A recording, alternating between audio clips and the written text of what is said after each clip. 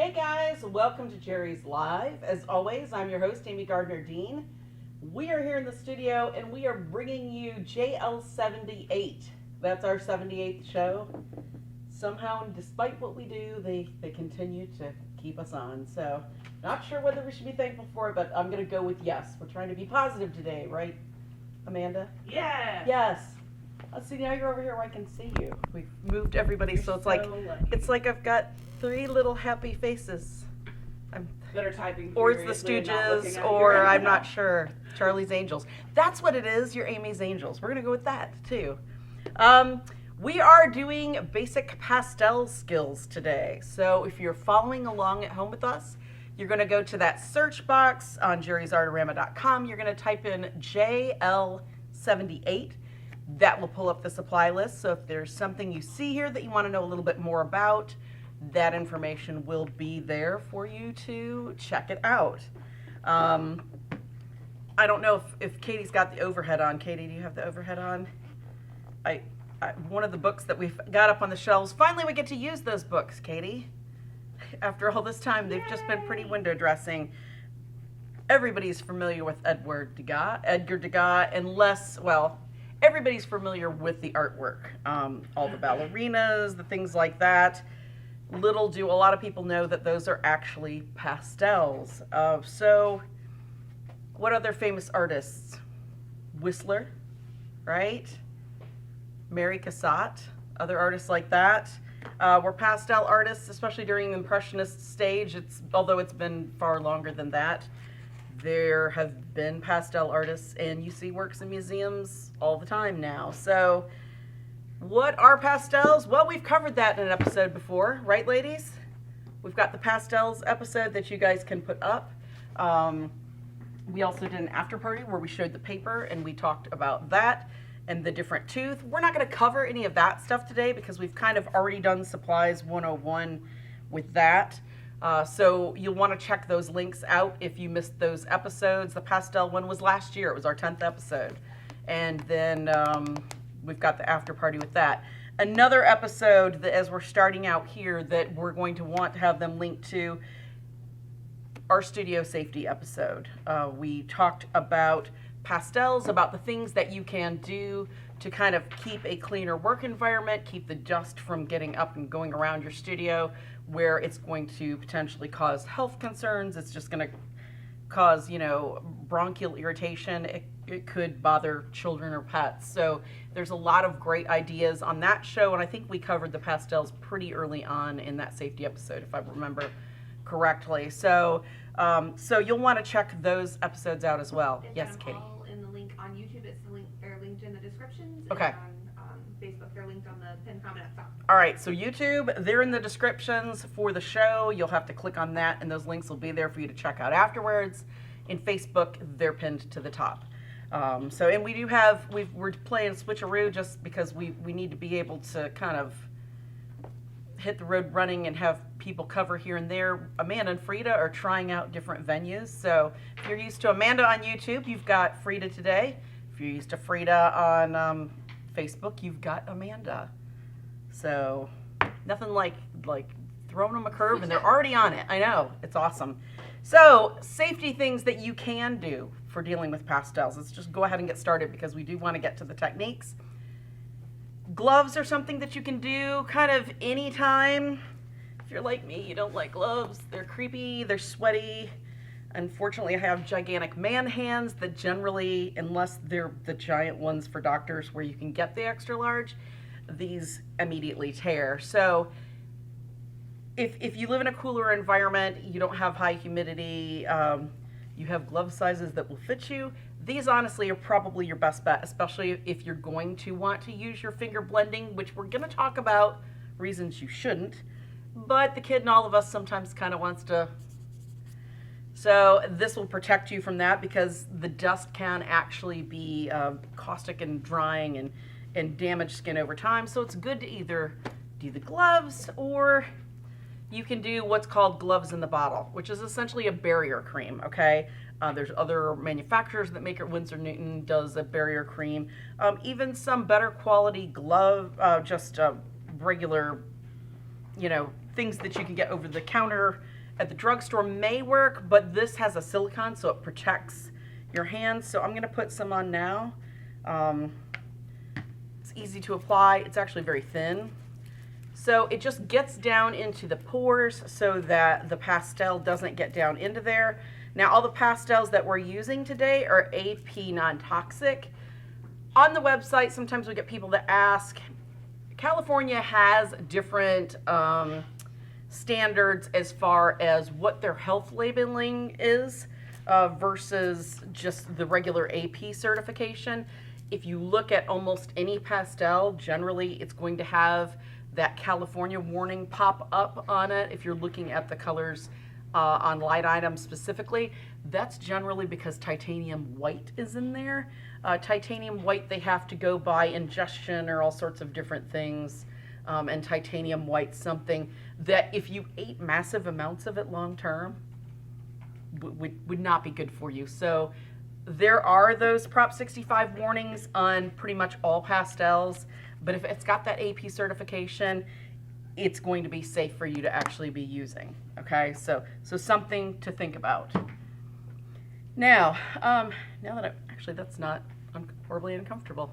Good. Usually creams like It's not bad. no, it's not, and it's not It's not like greasy. It's silky without being greasy. Yeah. I hate silky lotion. without being greasy. I don't That use is. lotion, but that stuff That is. every time.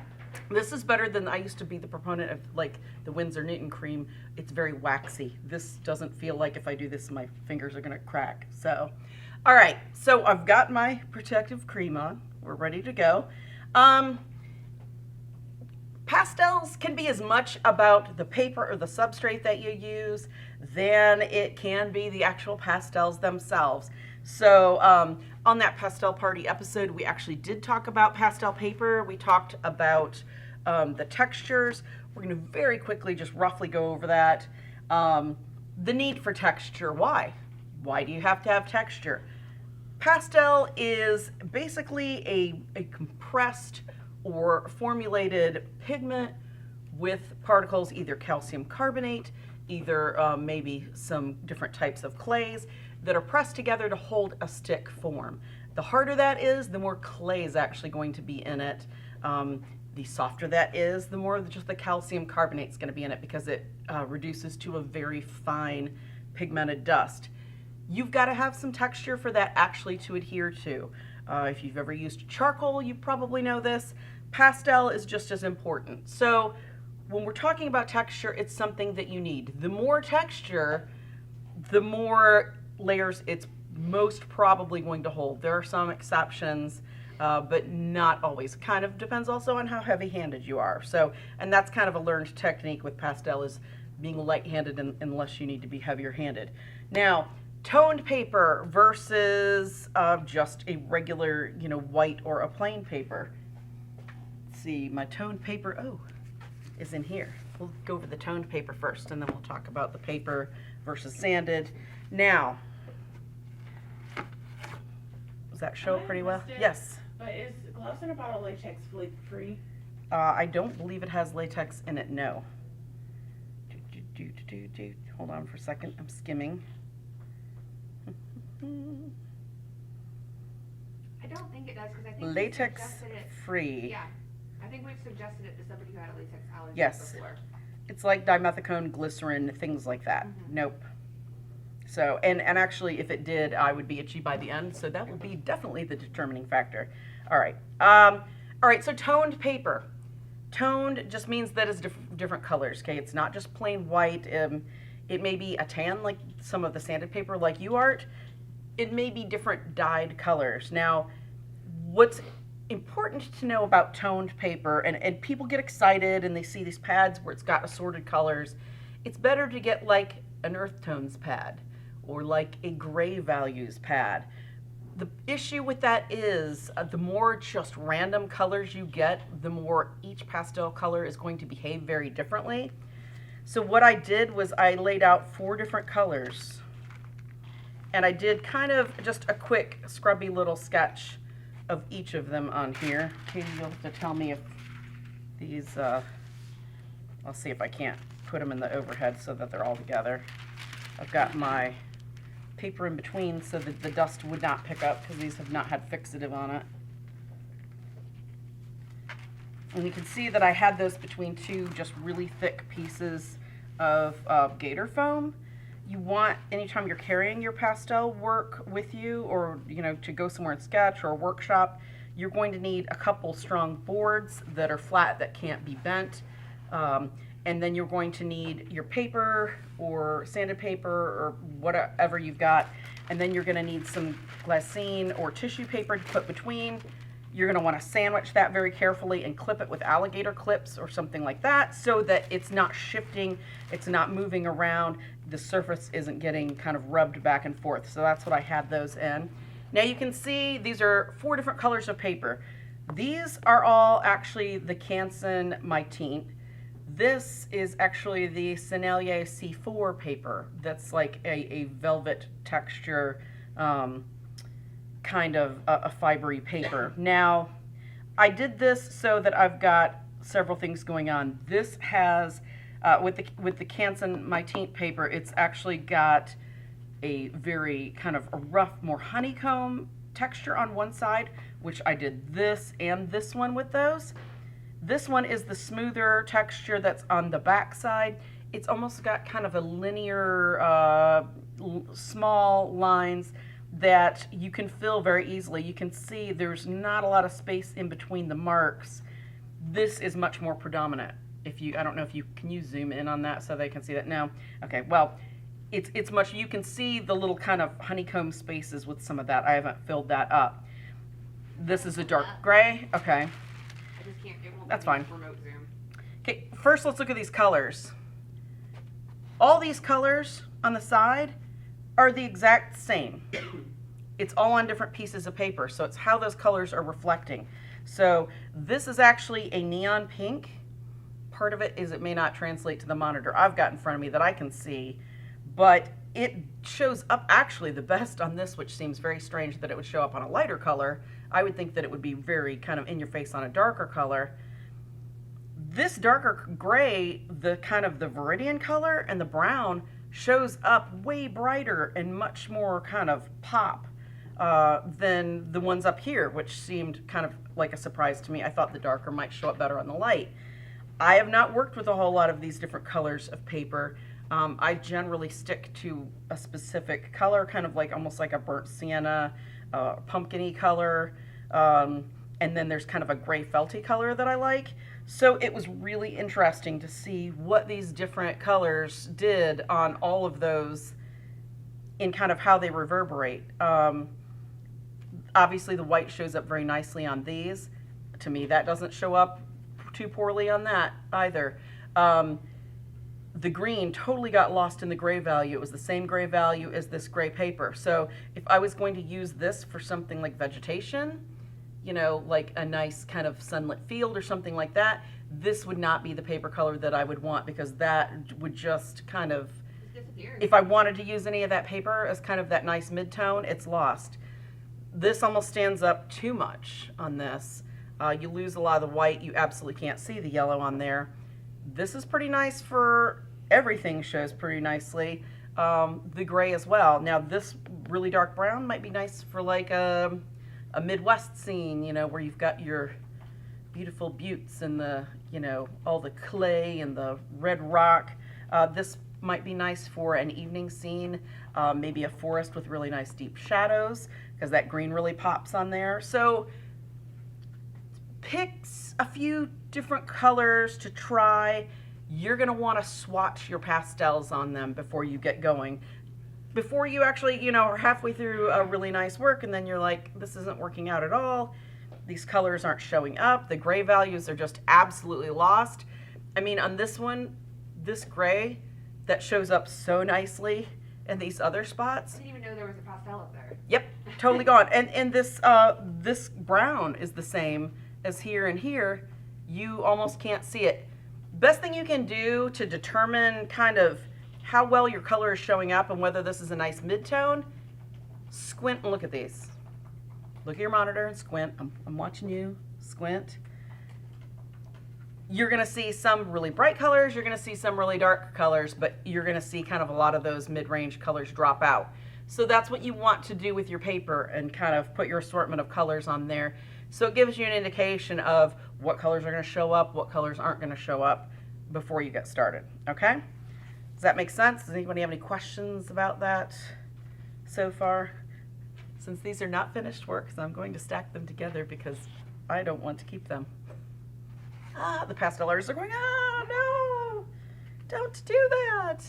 All right, so I'm going to close this. Now,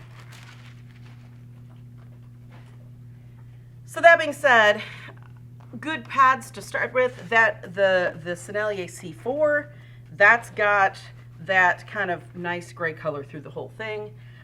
With the C4 pad, it actually does have like a glassine style paper in between them, so you could actually use this without having to carry boards to sandwich them between. I would definitely put a couple alligator clips on that so it doesn't slide back and forth, with that being the little kind of wire bound sketchbook. But that's a really nice pad. Now, the one thing that I noticed that it doesn't say, although these are acid free and you know they're archival, this doesn't say whether it's got cotton content or not. Just, I'm weird. I like linen and these kinds of things. I like the idea that there's even some cotton content in a paper. It's Sennelier, so one would assume, but you know what happens when one assumes. So, food for thought. Then the Canson, the Myteenths, this is a pad of gray. You can see the really nice colors. If you can pop that up so they can look down on it, Katie. Nice, some light colors, some kind of nice mid-tones. This is almost the same gray value. If you squint, you can just see that this is a tiny tad lighter, so that kind of gives you some nice mid-tones. And that same pad, kind of a felted one, that's just slightly darker gray value. Yet again, that's pretty much, if you squint, that's the same gray value. So that kind of, you'll know how your pastels work on that with lights and darks. And then it's got that really pretty dark gray. And then, the earth tone set obviously has your, this was the assorted because it's got blues. But that gives you, that's my favorite. It's like a pumpkin-y color. Some different colors to work with. So with these, you can buy them with rolls, you can buy them pre-mounted on boards, or you can buy the sheet pads. All right, then paper is paper. Hold on, let me get to the next notes. Sanded paper. What is sanded paper? Sanded paper is essentially, it's like a big thick sheet of sandpaper that's more reinforced at the back, isn't it, Katie? Like what you would use for woodworking. It's got kind of that flecked, plain color backing. It's got a grit to it. With this, it's the same. If you know anything about woodworking, the higher the number, the finer the texture. The lower the number, the stronger the texture. It's going to be grittier. Now, the 240 isn't going to be, the same as like a 220 is going to be. It's a little bit different. So 800 with the UART papers go in 3 different kind of texture denominations. There's a 800, a 600, I think a 400, 500, 400, 320, 280, and 240. So it gives you some different textures to work with. That's something where, Katie, what do you think starting out? I like a little bit more grip because I would rather layer more than less, but you can fill that grip up if you've got really soft pastels. I've never really heard anybody say, other than try them all, what one's better than another. Maybe a couple different ones, like a 400 or 500 and like maybe a 280 or something, just to see. A lot of personal preference and how heavy-handed you are and what techniques you want. I know people that do use colored pencil usually use it on like the 800 because it does take a little bit of grip for the colored pencil, but it's not so much that you're like totally sharpening constantly. Yes, Frida? Should the paper color that you choose be complementary to the colors you're going to use, or in the same? That's a good question. Let me finish talking about these sanded papers, and we're going to talk about how you can use color to your benefit. So the UART is acid-free, it's pH neutral. It does accept wet media. So when you're going to actually you can take these and tint them either with watercolor gouache. You could do oil. There's some people that do mixed media where they do a thin oil painting, let it dry, do pastel over that. Or you can even use your actual pastels themselves and use isopropyl alcohol. You can use mineral spirits or turpentine, which I wouldn't recommend because they are a little oily and they may stain the paper. We've used some of the Chelsea lavender, spike lavender before with it, and we've also, you can use vodka. You can use vodka Figure for a lot if of you it. travel, you can't take solvents on a plane, right? Or a train, or cars, trucks, automobiles. They don't like carrying solvents, and it's really not good to carry even with solvent in the back of your car. But where is something that's in almost every place you would travel to? A liquor store, or in our case, a state-run liquor store. So you can even use that in a pinch, or there's the isopropyl alcohol. So it's something that you can use that to wet that down to do a wash. We'll do that a little bit later to kind of show how you could do an actual underpainting with that. Then you've got paper. Global Arts makes some really nice pastel papers. You can get them in these little cool pochades like this. They do white and they do an Italian clay color, which is almost the same color as this here. These are 100% cotton, which I like. And then they're sanded. So you've got a really nice texture there. There's 8 sheets in each of these little pochades. It's got aluminum oxide on it. I don't know if it picks it up, but I can hear the little scratchy. Yes, Amanda. So, the sanded paper Mhm. is ideal for the pastels because it grips it, right? Because it grips it. And it helps it stick to it. Yes. Just like any texture is going to help it stick to it, whether it's sanded, whether it's something like the My Tints where it's got that actual kind of pressed thing in there. You can even use cold pressed watercolor paper or rough watercolor paper for that. And then to blow your mind even further, which I'll tell you about, but obviously there's no reason for us to show it. We want to get to the techniques. There's pastel grounds that you can actually add. Golden makes a white, basically almost like a gesso that's a pastel primer that you can put on wood substrates. You could put on panels. You could put it on, a hot press watercolor paper if you wanted that texture. You can even build your own custom texture up and then do pastel work over it. So there's a multitude of different surfaces that you can use your hard and soft pastels on. So we're just kind of showing the basics and what there are. Now, Frida asked a great question.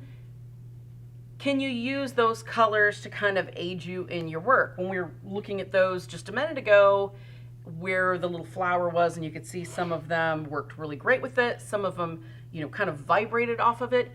If you want to do your work in primarily warm colors, some artists will pick cool colors because what that does is it forces the perspective. The warm colors visually, no matter what you paint on, come forward mentally to the viewer, and the cool colors recede. A lot of really, really amazing pastel and other media artists will use that to their advantage to kind of help that play, especially I think I've seen it mostly in landscape, especially because you kind of need to help force that perspective.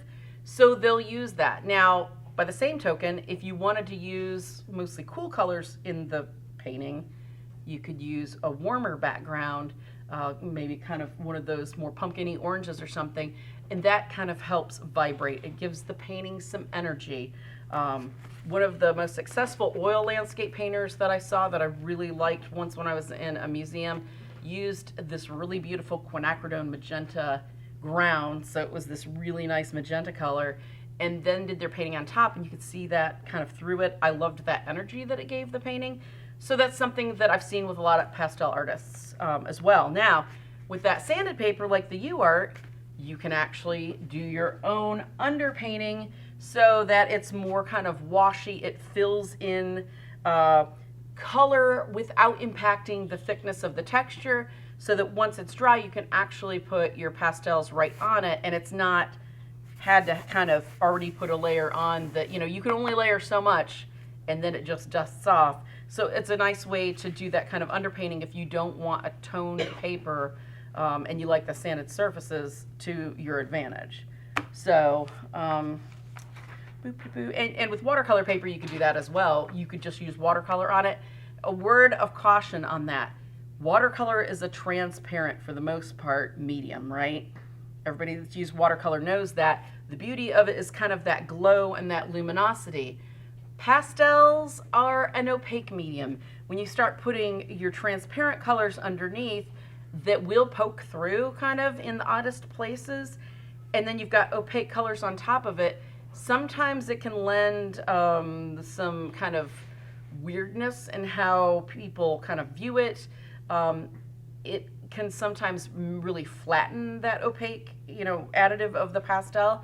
So what I would recommend if you like just the fluid medium like watercolor and you don't want to use your pastels, which if you've got really expensive pastels, the more you're using them, whether it's for the underpainting or not, the more you're running through the material, right? The more you're having to replace them. If you work with really soft handmade pastels and that's what you get into over time, you're going to be very stingy about how much of that's going somewhere. Invest in watercolor gouache. Watercolor gouache is a watercolor medium, but it's flat, matte, like your pastels are going to be.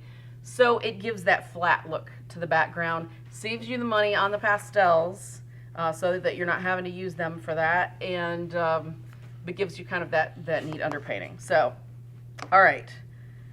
So let's see, do we have any questions about any of that stuff, ladies, before we go on? What was the name of the paper in the envelope that's 100% cotton? That is Global Arts Pastel Premier Sanded Pastel Paper.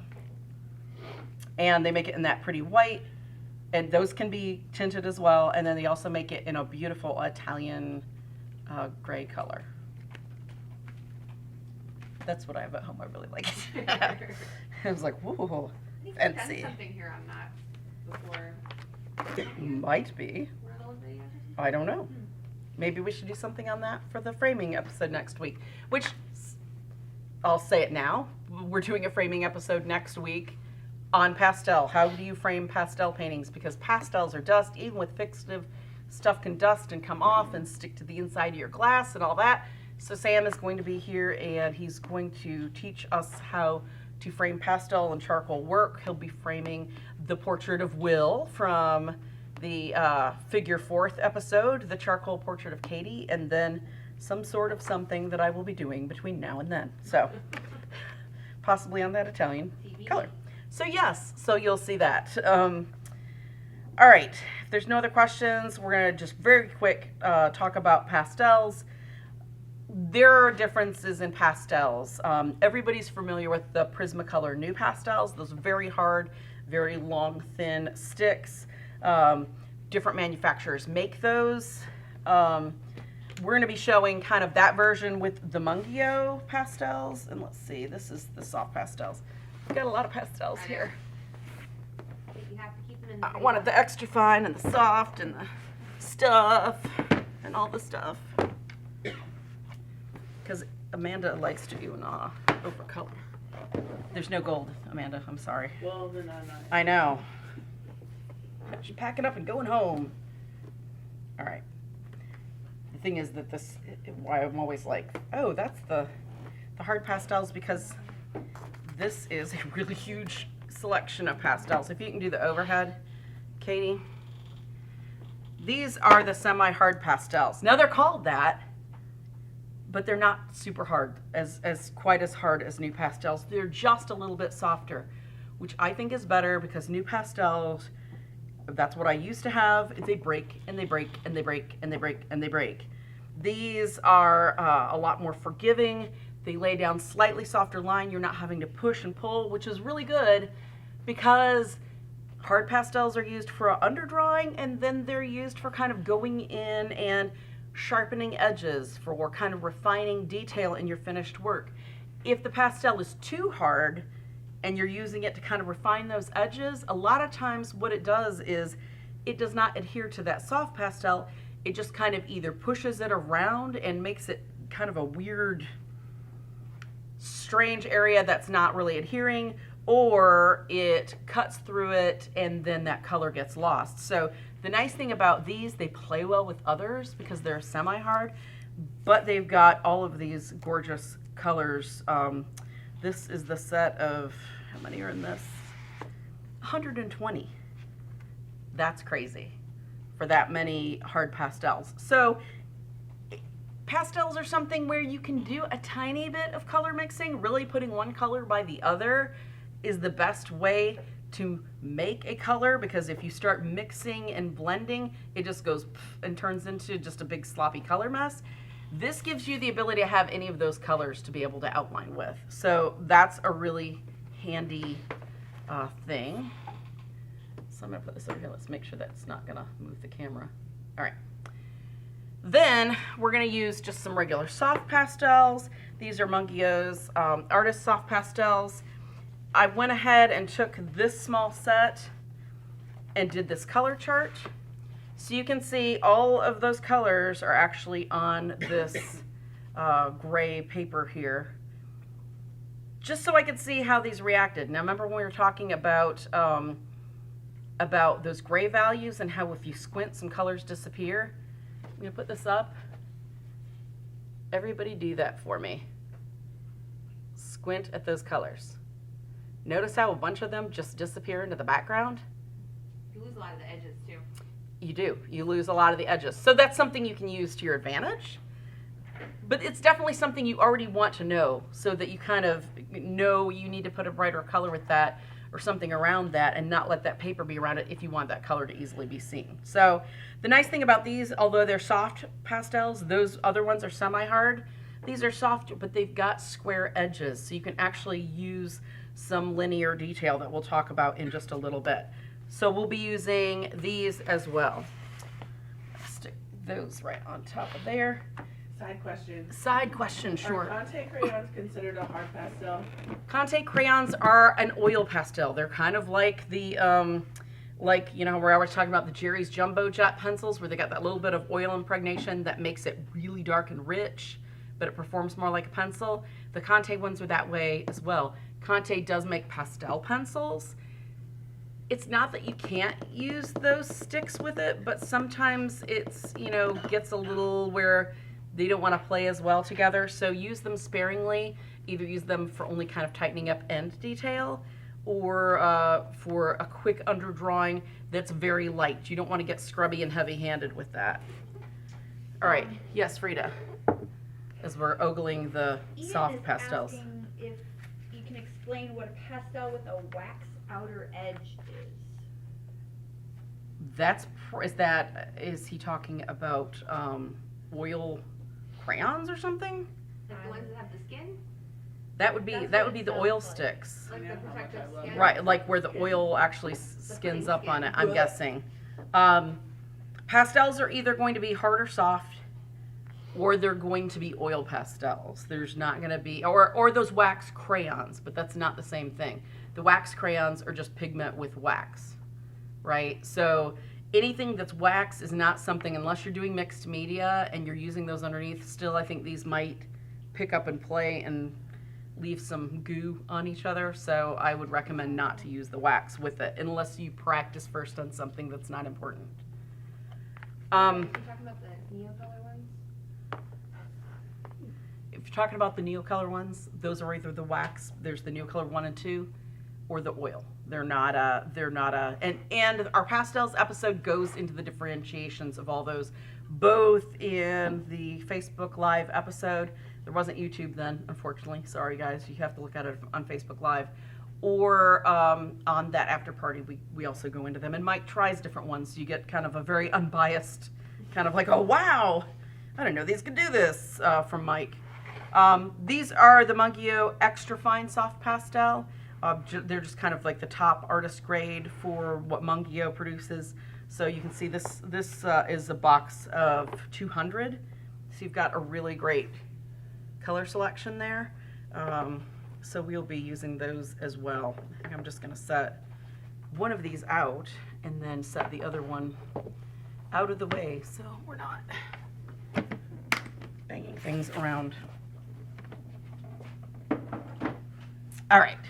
Yes, Amanda. Would you recommend using like a pencil pastel to do like fine lines and details after you use the sticks, or what would you use? To You do can that? use either any company's pastel pencils where they're made where it's an artist grade pastel pencil. You want to remember that because with pastels you need to worry about light fastness because it's not suspended in a medium like acrylics or oils, where it will be kind of a lot more kind of it will show light fastness issues if it doesn't have good quality light fastness. So invest in pastel pencils that are artist quality.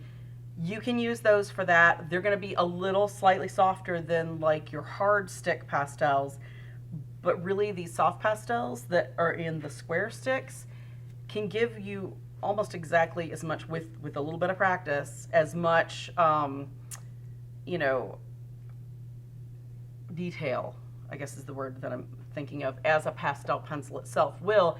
And those pastel pencils are a really thin core in a wood barrel. You're really not getting that much. You're getting a lot more out of a stick, product-wise, than those pastel pencils. And pastel pencils, one drop, break all inside of it. So, so you have to be very careful with your pastel pencils too. Yes, Amanda? If you drop it, do you think that might be why it would break every time you sharpen it? Yes, that's exactly why. Anytime you sharpen a pastel pencil or colored pencil, or even, you know, a non-bonded pencil, you know, graphite pencil, when you sharpen it and you go to use it and that little lead piece keeps falling out, it's been dropped and broken. So, all right, let's go ahead and start some basic pastel techniques. We will, what would people like to see? How about we do that? I can use the sanded. The sanded might help show some of the things more, but let's try the technique on the textured paper and a piece of sanded paper. We're just gonna get jiggy with it. I just about knocked the color chart over. Yep. That could have been interesting. All right. Let's use these a little bit bigger pieces. All right, we're gonna use the 400 of the UArt paper. Just gonna get the whole stack out, so we've got them here. And then we'll use kind of a mid-tone. Why don't we use something that's about the same color? Kind of. Yes, then you'll be able to see the actual paper. Okay, I just want to make sure that I'm getting the right side of this.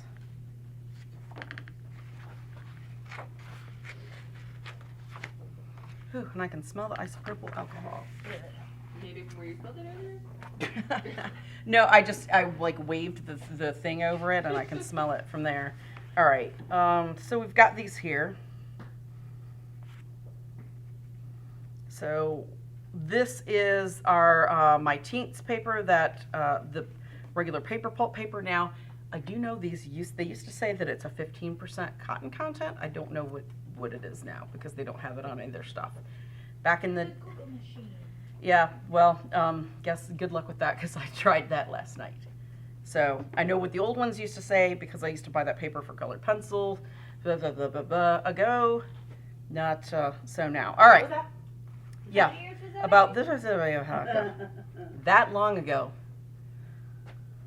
It was 3 mumbles ago. 3 mumbles. That's what we're gonna. Yeah. The internet Not to says be- 55% cotton. Really? Okay. Well, that's good. I don't know why they don't have that on their website, but okay. 55% cotton. Do you do an undersketch, and if so, what do you use? Do you use pastels for that? We're or- gonna get to that in a little Okay. bit. Right now, we're just doing some basic techniques, okay? I am going to, since these Sohos are half sticks, I'm gonna go ahead and take the, now the thing to do before you get your set and you're practicing, is actually take your pastels, especially when you're getting a set like this where you've got all of them, wrappers disappear very quickly. Take your set and on one kind of neutral piece of paper, go ahead and look at the pastel, do a small scribble.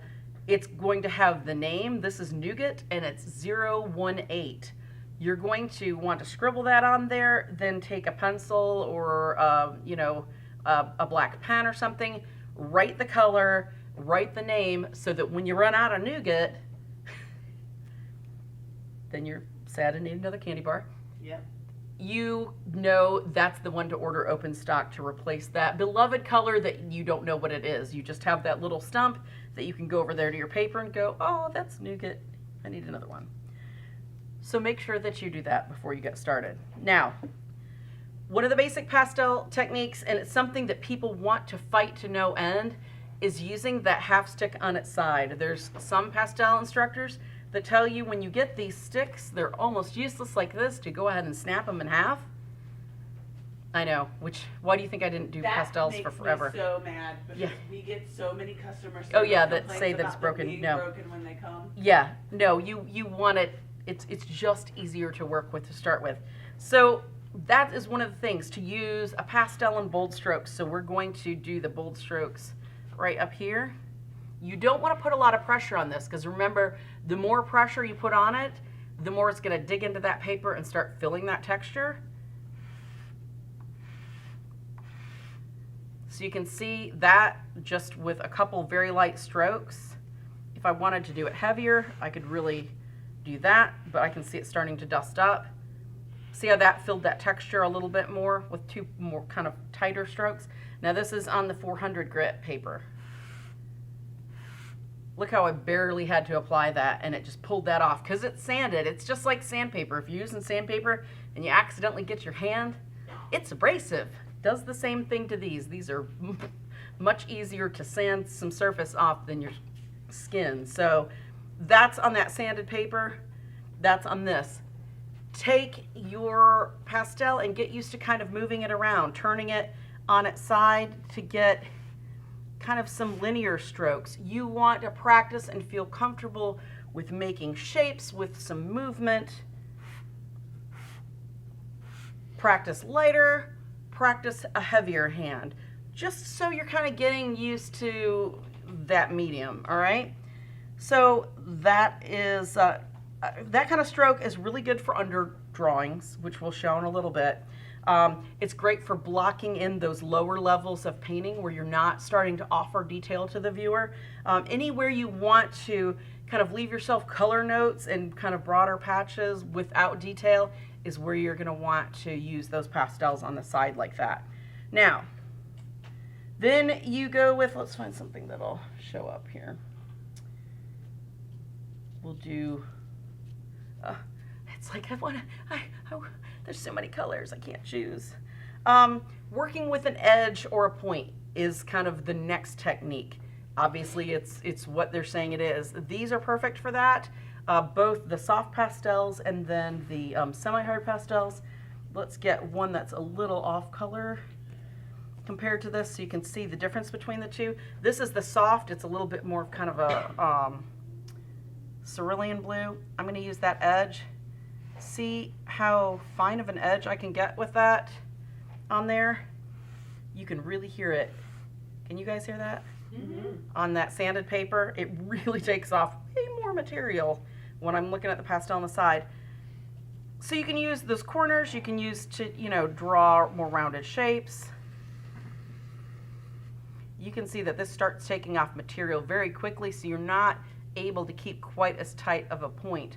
That's something where you can use a sanding block. You can just use some scrap pieces of paper if you've trimmed paper down with your sanded paper, just to kind of sand it and keep that line. You'll have to keep turning the pastel. These, you can break them off and use the sides as well. But that's kind of a way to, if you were doing kind of an undersketch, you could use the side at the edge very lightly to, block something in like that, okay? That kind of technique is useful if you're using cross-hatching. It's useful if you want to crispen edges. If this was kind of a finished piece and I wanted to kind of come in here and edge that, just to make that kind of a little more clear, you could do that. anywhere you want to sharpen some work is kind of the use for that technique. All right. Now, layering. Starting to get into that gray zone where everybody wants to either take a brush or use their finger and smudge it. No, just don't. Number one, I've got barrier cream on, but that doesn't mean that if I'm touching the paper a lot, it might not leave a residue. If you're excited and you start working and you don't put the barrier cream off, sweat, any oils on your skin, anything can get into that paper, and that leaves acid, which is gonna do what? Wah, wah. That's not the technical term, but yes, that is what it's gonna do. It's going to discolor over time. It could actually start eating away at the paper. So you don't want to do that. If you know, All-in-one phrase. yes, if you know you're really bad about like not thinking, and you might want to wear those gloves, or I don't know, hire somebody to smash you with if you start with no. So let's take some of these and we'll learn how to layer. Oh, I thought you had a question, Frida. It's just I'm not sure what you're doing with your hair, but it reminds I'm me of the Dead practicing my Milkmen's Cindy Lou song, Punk Rock Girl. Practicing my Cindy Lou Who for Christmas. Yeah, that works. All right, so I'm gonna take 2 oranges. These should show up pretty well on the, there's gonna be all this paper littered everywhere. Okay, this is why I grew nails and they're not working. You gotta learn how to use them. Yeah, Use your teeth. just because it's AP certified, Amanda, doesn't mean we put it in our mouth. All right. Okay, layering. Putting one color on top of the other color. You want to do it light with a light hand so that you're not picking up and moving the other color. You're going to want to apply it so that the color beneath is still visible. It helps the viewer's eye to actually mix the color without you having to buff and mix the color yourself. So I'm going to put a swatch of my orange down, and then I'm going to come back across. See how that made kind of an in-between color between those two? Can you guys see that? Let's try it on the sanded paper. Now, because these are brand new, they're still, the edges are a little bit higher than the middle. Okay, that took off a lot more color, so this is going to be, I'm going to do this a little lighter. See how that made kind of a mid-tone? Bex said, did Amanda? you write that color down first? What? Bex wanted to know if you wrote that color down. No. The Soho half sticks aren't done in open stock, so I don't have to, Bex. I'm Ooh. kidding. Don't I let do that her to Katie cry. all the time, or I'll lick the end of a different brush, and she's like, "Why did you just She do does that?" all the time. Yeah. She licks a clean brush and makes me think she licked a Yeah. clean brush. I'm into for studio safety, but that doesn't mean there's not some sleight of hand involved. All right, so that's how you do layering. That's great for doing kind of a looser painting, for building up colors without actually blending. It's great for kind of, if you're trying to give the impression of movement, say you're doing a landscape or seascape, you've got big clouds that look like they're moving. It kind of can help give direction by the angle that you put them at. It just makes something kind of look looser, more expressive. Yes, Frida? I just see leaves blowing in the breeze. Yes, there you go. Wow, that would be very large leaves. Okay. All right, so blending. Now, you can take these, and I'm going to let you mix them, but what you're going to do is use a tool. You can, if you've got your gloves on, you can pat. Pat, don't blend. Okay? We're gonna pretend I've got a glove on. And I'm just gonna pat that. Do what I say, not what I do. I've got a barrier cream. And this is not my artwork. See how that became a little more blendy there? Now I'm gonna go over here. It's gonna show up more on the, see how that's a lot more kind of that mid-tone orange right there? Or you can use things like the pastel smoothies, or you can even use maybe a flatter transition brush. See how it's got this kind of stomp end to it? you can actually take that and very gently, I'm kind of picking and pulling, almost using it like if you've done stenciling as a stomp. See how soft that is? I don't want to really do this because what happens, look how that color just kind of disappeared. It just turned into yucky nothing.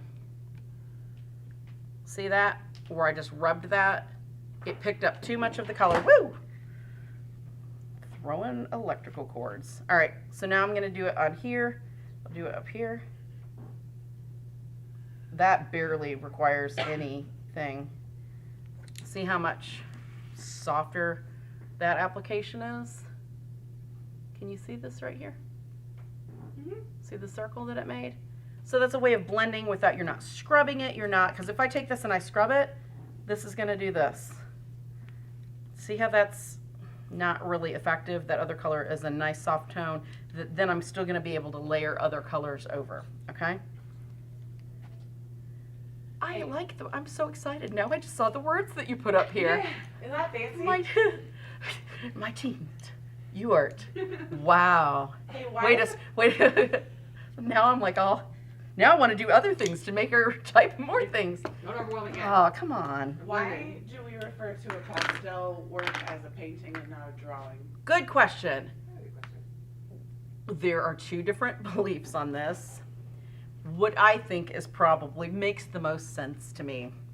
A drawing is something where it's looser, you only have color in a few places, and there's wide swaths of just open substrate, right? A painting is like if you did an oil painting where pretty much color is covering almost the whole thing.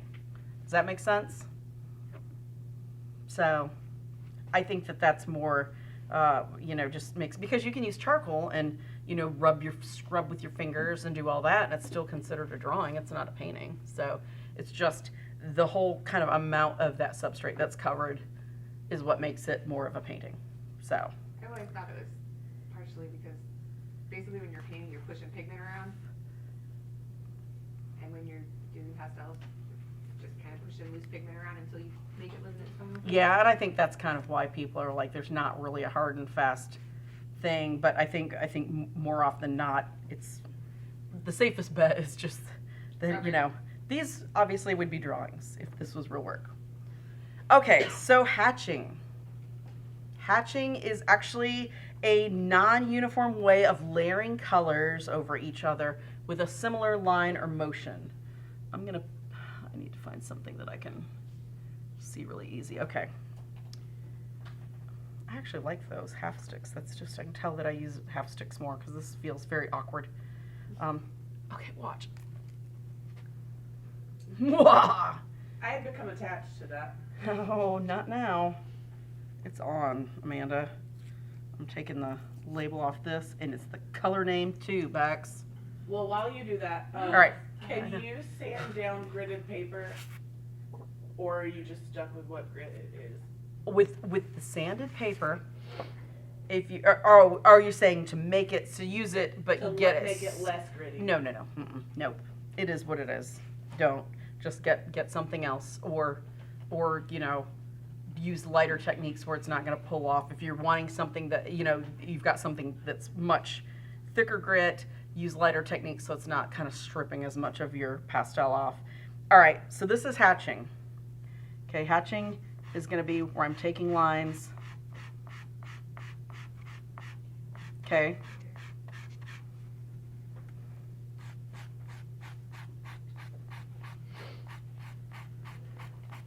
Now there's an artist in a book that I've got. I don't know if I've got the book around. Sometimes I buy things for myself for vacation, and this is one of the books that I bought. Painting Brilliant Skies and Water in Pastel by Liz Haywood Sullivan.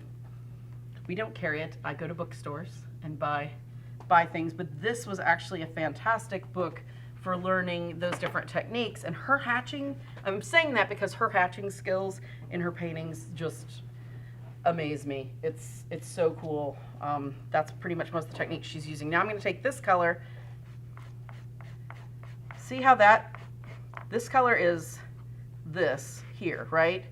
But in using a hatching technique, look how it's blending the color without me putting a finger to it, right? Doesn't that look suddenly like it's lilac there? Can you guys see that? It's this color and this color.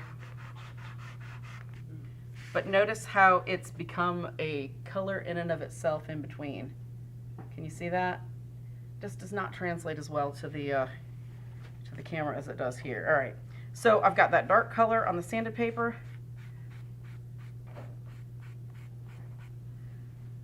Can you guys see that?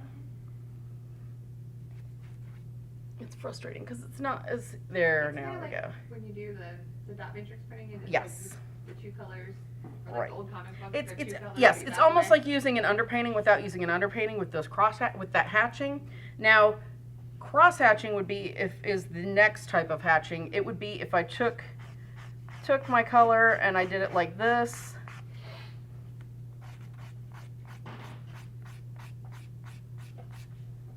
And then I took my little pink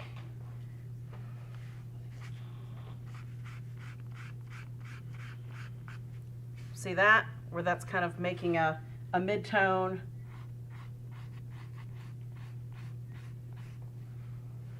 Can you guys kind of see that?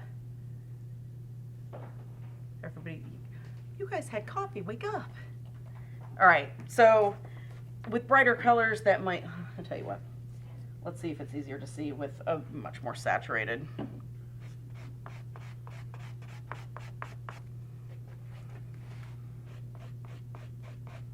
There, those vibrate a lot more.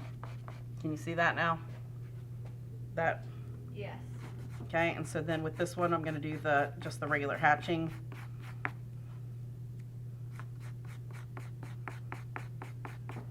See how that almost makes kind of a brown in between a little bit? It starts here, on the screen, it looks really brown. Here, it's still very red and green, but because it's not as close as I am, it actually makes brown with those complements playing against each other. So that's something you can do.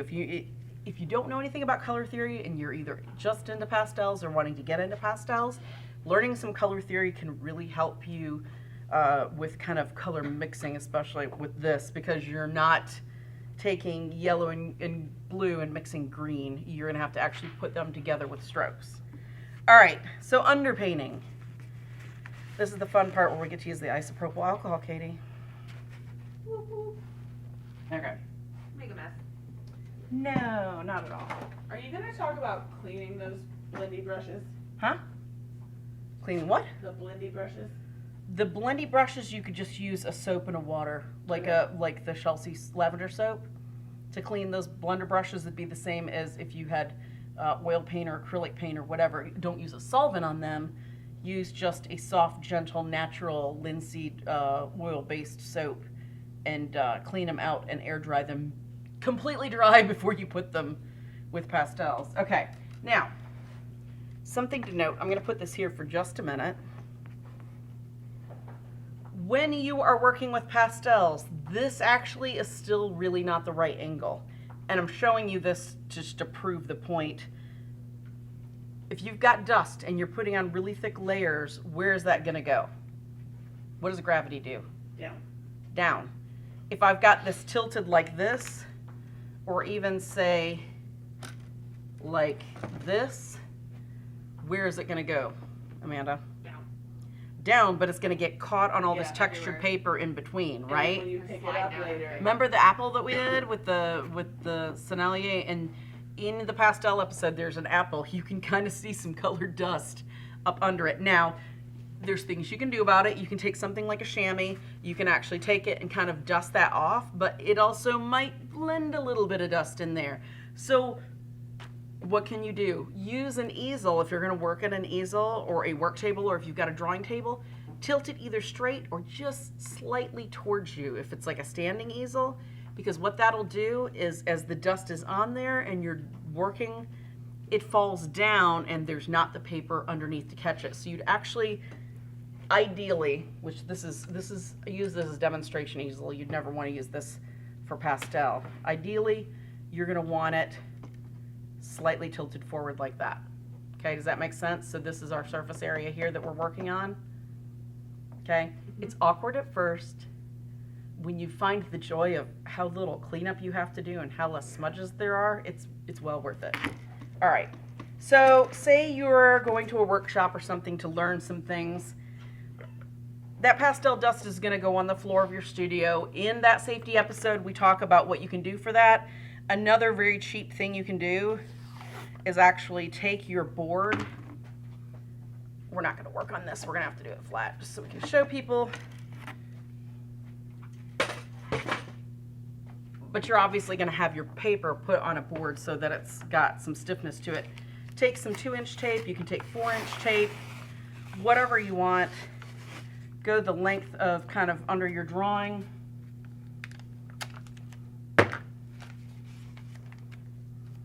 I'm going to tape that so enough of this edge is caught under this and bring it up at an angle. And pinch the corners just slightly. Crumb catcher. It is a crumb catcher. It's like those little baby bibs. The plastic ones with the big pocket underneath. That's going to keep all that dust from coming down and getting all over your floor. Or if you're in a workshop on the floor everywhere, where then you're going to walk through it and dust it everywhere else. When you're done working for the day, pull that off, squish it up, the dust stays in there, and you go from there, okay? So very cheap, renewable way of catching the dust and it not, bothering you. Or others. Always be thinking of others, because you don't want your kids tramping through and your dogs tramping through and your cat. It gets everywhere. Yes. All of a sudden you're sneezing blue and Yes. I found Don't it do inside that. my shoes before. Yes. I believe that. I don't know All right, so here we've got some of that sanded paper, and then this is actually the white sanded paper so that we can see, turn on the overhead and I can see if I've got the board back put in the right spot. Sorry. Okay, no, that's fine. I just want to make sure we can see both of them. Okay, so what we're going to do is we're going to take some of these soft pastels on their side. When you're doing your sketch for this, you want to pick a color that is very light that you can just barely see, all right? Select wisely. Also, everybody's gone through life where they're too heavy-handed. This is the time where if you aren't, oh, bless you, that's so nice. Because most of the rest of us that struggle with that really have issues. As little information as possible in that underdrawing that just lets you know what's there to kind of block your spaces out, because you don't want it to be so heavy that it's picking up that color and kind of moving it around in other parts of your painting. Okay, so since this is vertical, I'm just going to do, I don't even know. I'm just gonna, and see, that would be too dark. See how dark that is on that? Would work better on this. I'm gonna go even lighter than that. The next value up. See how that's slightly lighter? Matches that much better. Can you guys see that? All right, so I'm just going to do,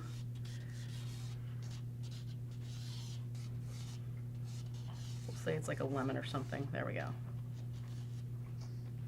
Sitting on a table. We've got our little shadow because our light source is gonna come from here, apparently. Don't ask, I don't know. All right, so what do we have that's slightly lighter than this, gray value wise? I can see how white shows up on this. Not well enough. All right, well, we're just gonna have to go with this. Okay, so there's our lemon, our table. All right, is that good? Everybody got that? All right, now we are going to get, with pastels, Amanda, pop quiz. You were talking in class. Do you work dark to light or light to I'm dark? gonna get real sassy. Get? Yeah, that's true. I'm gonna remain real sassy. I'm gonna remain. You work dark to light, okay? Right. So yes, you're correct. Yeah, yeah, that one. So I am going to tint this with a nice pretty yellow that now I've just pulled the name off. It's 105 if that helps anybody. You know, Totally. very lightly.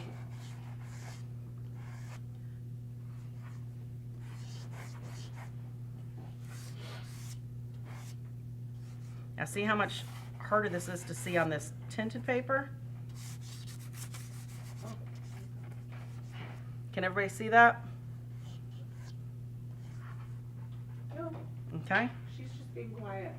No. What? Amanda's being quiet. No, you were being Me? quiet for 2 seconds. What? Oh, did they think that they lost me? Uh-huh. You can't be so lucky. All right.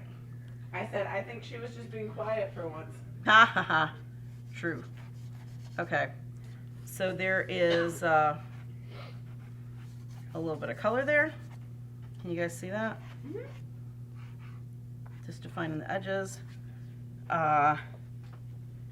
Our table is going to be this nice green.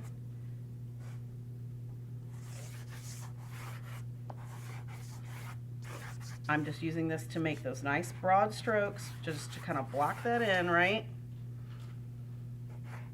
It's going to be much more obvious on the white.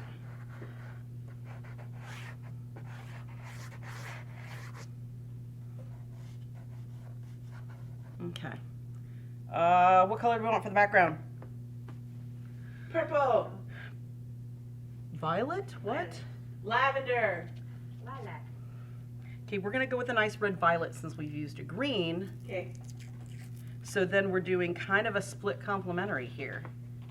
Almost, right? Favorite. So look, so see how nice that pops against that, my lemon? Okay. What? You don't know what? The 2 papers are. The two papers are some of the sanded UArt, and then this is that Global Arts that's the cotton, the white, just so we can see what white versus this versus the kind of sanded color looks like when you're doing this kind of underpainting, all right? All right. Let's see, shadow. Let's go with a slightly darker green. You know what? Let's go with a soft one. I think that'd be wiser. There's not a dark green. Where did I put the other colors down? Let's just grab one of these and see how this does. Are you just using a random selection of pastels from all the I'm sets trying to there? use the soft. Okay. Something that some pastels have and some don't. Most will reconstitute with some sort of a solvent. With some brands like Sennelier, they're made with gum arabic, pigment, and mineral fines. So that gum arabic will perform like a watercolor. Other ones aren't. They're made with just pigment and calcium carbonate without that gum arabic. So they're going to reconstitute in solvent and then redeposit on the paper. But they might not, you know, work as well with just simply water. So something to be aware of. All right, so I've got a little bit of isopropyl alcohol here. Tried to talk Katie into the vodka and she wouldn't spring for it. I am the wrong person. You would have been Never like, said no to vodka. do you I need to go pick that up? I'll grab that for you. Which way Okay. would you like? I'm just gonna Lemon. use one of these transitions brushes because it's a soft enough mop. Actually, that should work fine. All right. So I'm gonna start up here. See how you would want to do a really light hand if you wanted that to be super light. I don't mind it being dark. Ooh, pretty. See how that really pulls that color? Now that's on the white, so it might show up just a slight bit more.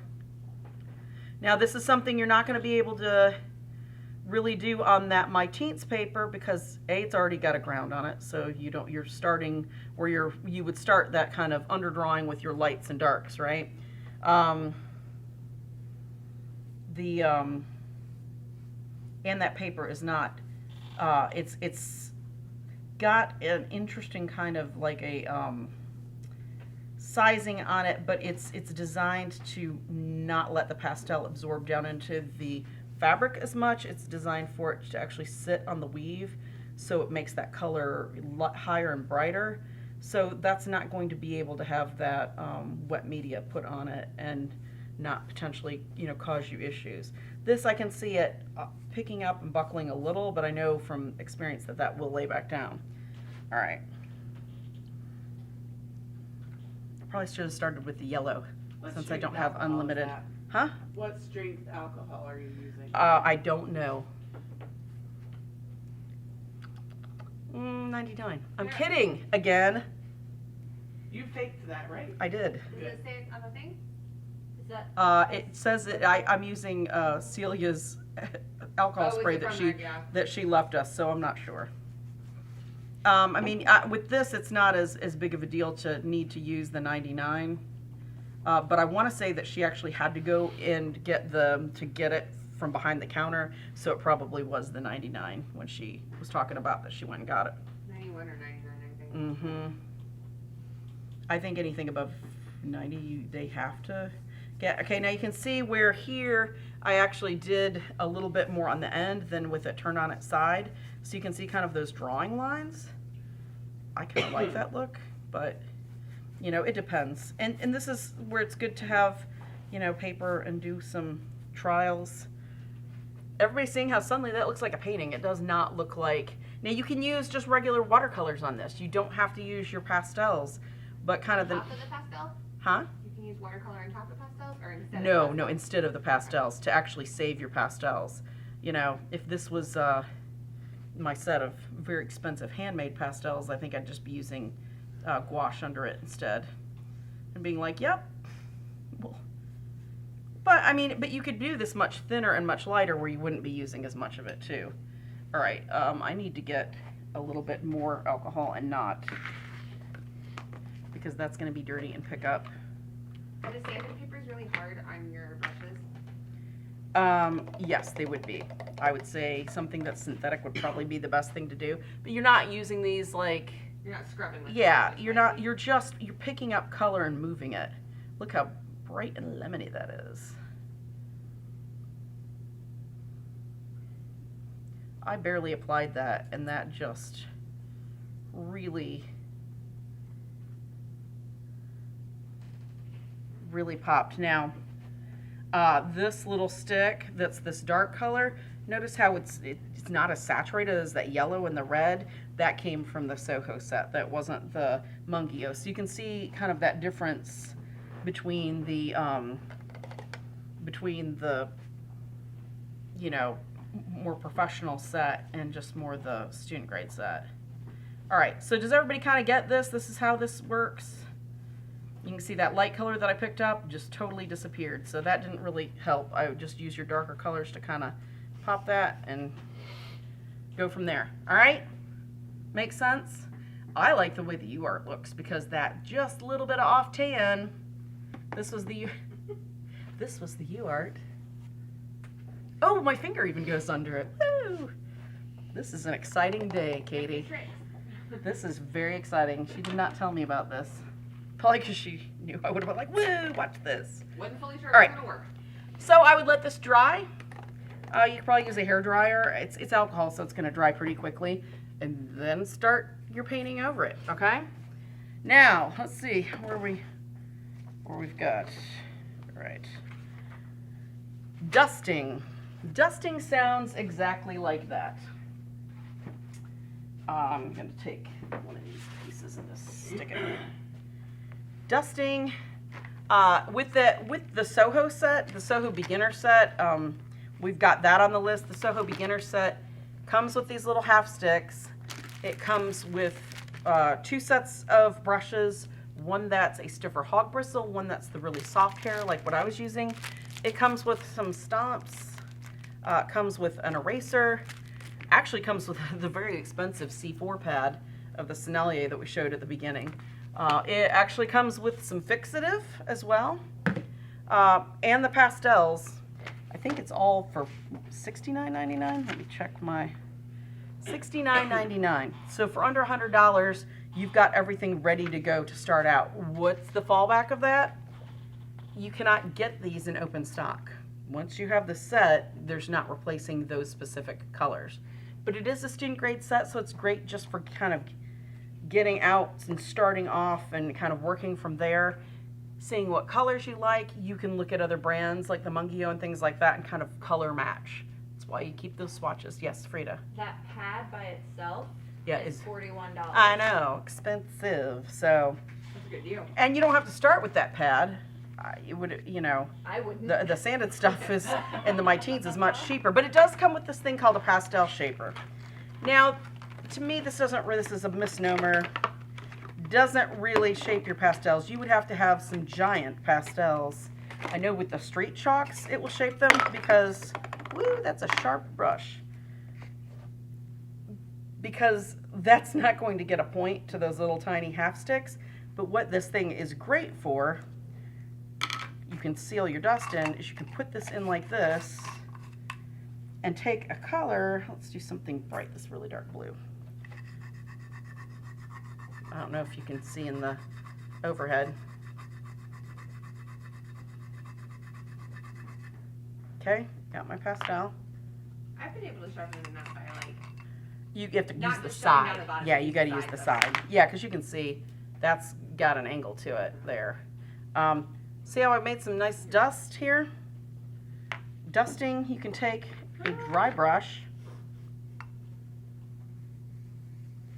tone your color that way. If you don't want to use that isopropyl alcohol, if you don't want to use anything else, you can use that just to create kind of a tone. That's not gumming up your paper there, but notice how that gives kind of a nice overall tone that then it's the same color as that without me having to waste that much just to scrape and scrub, and it's got kind of that nice light, kind of almost like a gray color. Okay, you can do that if you don't want to buy a contraption like this. You can even use an old comb. Well, this is handy, but keep in mind that every time you want to switch colors, you've got to go and clean this out with the wire brush, which isn't that big of a deal. And if you're really careful, you could probably use the wire brush and you can dust with that too really easily. It's just, then you've got to clean that out and you need to be careful not to get your hands. But I mean, you can see that that made some dust there. Just old combs even will, and then you can just rinse them off. But the beauty of this is a comb is not going to produce the consistent powder that this does. So it's kind of a cool, neat little thing. And that does come with that set with all those items included. So, all right, so that's dusting. Now, yes, whoa, two hands. Me, pick me, Since pick we'll me. have to wrap up pretty soon. Yeah. I had a couple questions about fixatives. Yes. Somebody wanted to know if fixative, they had heard that fixative will alter the color of it, like when it dries. I have 2 fixative samples we can look at. And then also, does the art need to be under glass if alcohol was used? Would it smear afterwards, and should you use fixative over that? It's not gonna, that alcohol has made it absorb into that paper. Okay, so you don't have to use fixative on top of that. You can, if you're really light-handed, use fixative over layers and keep going on, but that's not, because you're taking something that's a lot of dust and putting it on a surface, spraying a light coat of something isn't going to cement that down. There's still powder under the powder on top, right? If anything, sometimes the weight of that fixative is going to then, when more powder comes on, make bigger chunks fall off, if that makes sense. So with charcoal, it's easier because you're working with all the same color, right? So it's not as big of a deal if you have some things come off, but if you're using color, to me, learn to be a little lighter handed if you want to use fixative, or just do fixative over the top layer very, very lightly and do multiple coats instead of that. Another thing is when you've got paper, don't be, bending it and put it on some sort of board, because that, look at all the stuff that's coming. Katie's like, ah. I know. It comes off of it because it's not designed to be on a flexible medium. It's designed to be on something stiff. So that's why it's really good to tape those down. All pastels should be under glass because there's no way to put a fixative on those that then it can be cleaned off. It's going to absorb any and everything, you know, any moisture that you've got. Real quick, show lifting, Shammy. I don't like this color here. Let's see what we can do about it. Oh, look at that. Look how I can lighten that up. I didn't really want that much orange there. I'm pressing and lifting very gently. Look how much of that just picked up. It's not really a permanent medium. Right? But look how much of that picked up. So now if I go over it with another color, it's not going to drag orange around all in that. So sometimes you can fix mistakes, or, hey, I want to change colors, pull it up, take it off instead. You can also, the transitions brushes have these great little kind of sharpened edges. With a thick area, you could go back in and actually draw across them. You can even use it like, you can see the purple. I pulled the pink off of there. Can you see that purple line now? Okay, so you can use that for that. Let's get the fixative. Where did I put those? Oh, over here. That I put the book on top of. Excuse me for just a minute for stepping off the screen. Now you'll be able to see with these quite clearly. I did the Soho since it's a student grade, and then I did the Mungio. Mungio, Soho. You can see the line. See that line down the middle of these? Crazy. That's fixative. That's non-fixative. It makes it slightly darker. To me, slightly richer. This doesn't really show up that well at all over here. When you squint, that does show up, right? I mean, this is very light and plain. I like how much nicer and richer that is. That was using a light hand and with 2 coats and letting it dry about maybe 3 minutes in between. Just a quick mist and a quick mist. But you can see that it does darken the color a little bit. So if you go into that knowing that it's going to be slightly richer, that especially if you're using a lot of lights, you might want to go a little shade lighter so that when you put the fixative on, it's more the shade you think it's going to be, if that makes any sense. So that's fixatives. Good ways of starting in the medium before we leave. Reference the experts. Look at classical pastel works. Look at Edgar Degas. Look at Mary Cassatt, Whistler, Delacroix.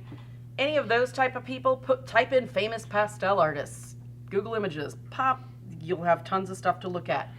Look at the way they use lines. Look at that work closely. That kind of gives you an idea of some of the techniques that they used. Acquire the basics. Get a good range of medium soft pastels and work from there. If you can afford a decent set of medium soft pastels, or just what they're going to call soft pastels, the extra fine soft pastel that Mungio makes, if you've ever used Rembrandt's a good middle of the road texture. These are pretty much the exact same thing, only I think the color range is better and they're much less expensive. So that would be a good way to just go right into a set, have a whole bunch of colors to work from, because remember, you can layer to change the appearance of a color or kind of create a color visual in the eye, but you can't actually mix a color like you can with oils. And get a set of some semi-hard pastels or a good number of pastels that kind of can be used for that.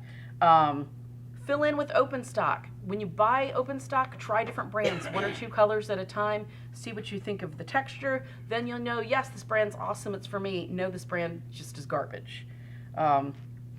Try a range of substrates and learn what you like the most, like the sanded paper, like the textured paper.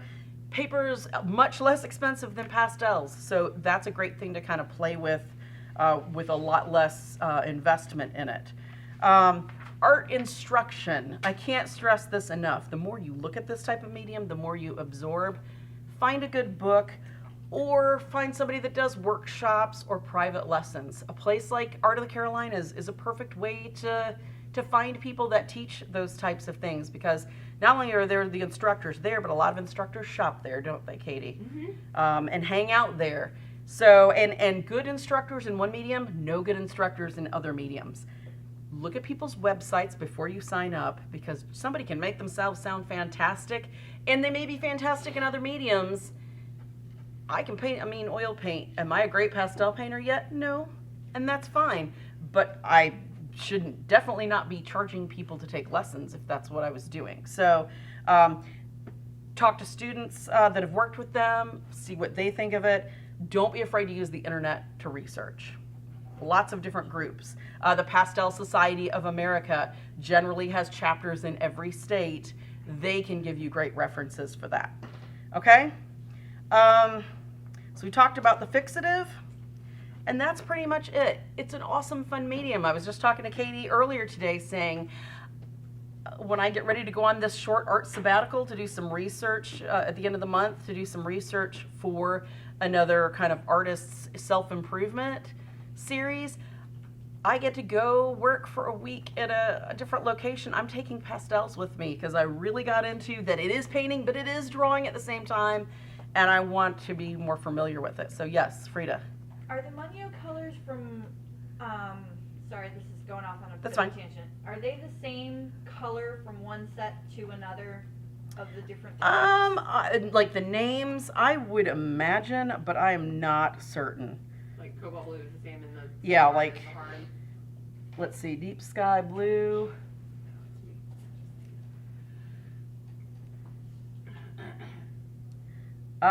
These both to me, it's hard to tell. I don't know. There's color charts on the website. Look at the color charts. You can pull them up on the page information. Let's see if I can find the cobalt blue in this one. Those are pretty. That's phthalo. Yes, ma'am. 75. I don't know. We would need some more time to research that. But when in doubt, pull up the color chart. They're on the website. So, yep. Other questions, ladies? Anybody? Bueller? Oh, somebody earlier mentioned finger cots. Yes, finger cots are something that you can get generally at drugstores, sometimes over the counter, sometimes behind the counter. Therefore, when you've gotten bad cuts, it's just like a little finger thing that slides down. It's just whether or not, if you're like me that's got fat fingers, it's going to keep sliding off or cut circulation off or whatever. If you know you tend to sweat a lot, it's fantastic because then you just have it on like maybe your 3 main fingers, but I don't know, it would still be really sweaty under them. So try it. If it's something you think might help you and you know you're really bad about dragging your fingers through it, like Amy is, definitely. So, all right, if we've got no other questions, tune back in next week with us. We're going to be doing framing pastels. So we've seen how kind of this isn't the most hardy, durable medium, so to speak. It's very easy to damage if you're not handling it carefully. The pastel actually, even with fixative over time, if you're moving an artwork and you move, if you are, carrying an artwork, it falls off the wall, dust can pop off. There's a framing technique that makes it so it won't get all over your mat and the glass and everything else that Sam's going to show us. So he's going to do 3 separate framings with 2 pastel pieces and a charcoal piece next week. So it would be advantageous to tune in and check that out. So again, thanks for hanging out with us and watching. If you've got any questions, please leave them in the comments there. And watch those pastel episodes that we've already done. We really talk a lot about, this was just using this brand. It's a house brand. It talks about all the different brands. It talks about how they relate to each other in softness and hardness. So it's a really good education. If you're wanting to buy pastels and you kind of don't know what brand's right for you, it's a good way to figure it out. Okay? But thanks for tuning in, and we will see you for pastel framing with Sam Bowie next week. Take care.